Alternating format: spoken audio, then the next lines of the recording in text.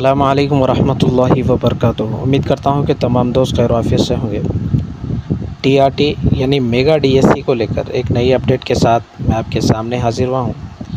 Mega D S سی کو لے کر ایک اپڈیٹ سامنے نکل کر آئی ہے، جیسا کہ آپ اسکرین پر دیکھ رہے ہیں۔ میگا ڈی ایس سی کا نوٹیفیکیشن اگلے ہفتے جاری کیا جا سکتا ہے، ایسے امکانات نظر آ رہے ہیں۔ ایک امید کے مطابق اگر دیکھیں تو 12,500 اساتذہ کی نوکریوں کو بھرنے کے لیے کسرت کی جا رہی ہے۔ حکومت جو ہے لوک سبھا انتخابی ضابطے کے نافذ ہونے سے پہلے ملازمتوں کے نوٹیفیکیشن جاری کرنے کا ارادہ رکھتی ہے۔ موجودہ حکومت کی اگر بات کریں تو الیکشن سے پہلے یہ حکومت یعنی اقتدار میں آنے سے پہلے کئی وعدے کیے، جیسا کہ کئی حکومت کے ذمہ داران نے یہ بات کہی تھی کہ ڈی ایس سی کی شکل میں تقریباً 25,000 اساتذہ کے تقررات عمل میں لائیں گے۔ اب ان ذمہ داروں کو کیا ہو گیا معلوم نہیں۔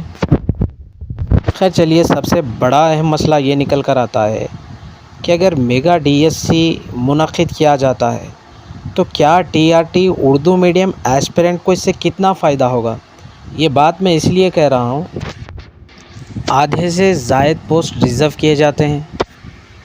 پچھلی حکومت کے سامنے T R T Urdu medium aspirant جو ہے، کئی سارے لوگ اس کے پیچھے محنت کیے لیکن اتنا فائدہ نہیں ہوا۔ لیکن موجودہ حکومت نے اپنے منشور میں مینیفیسٹو میں یہ بات کہی تھی کہ ہم Urdu medium T R T aspirant کے لیے Urdu D S C special Urdu D S C conduct کریں گے۔ کیا یہ کانگریس کے جو ذمہ داران ہیں ان لوگوں کو یہ بات یاد ہے یا پھر نہیں؟ اور دوسری بات، یہ ہماری خاموشی بھی ایک اہم وجہ ہو سکتی ہے۔